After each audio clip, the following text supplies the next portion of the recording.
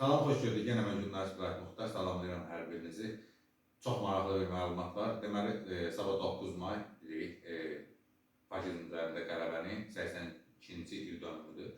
Rusiyada bununla bağlı böyük bir parad keçirilir. Dünya liderləri həmin parada dəvət olunub.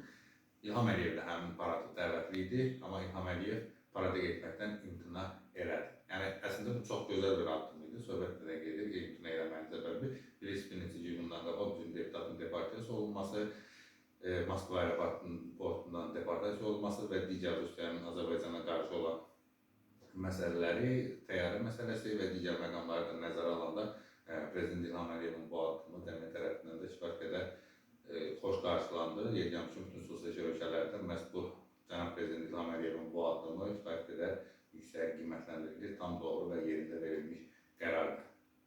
Kanala abunə olmağı unutmayın. Videonu da bəyənin, paylaşın, siz də fikirlərinizi rəy bölməsində yazın.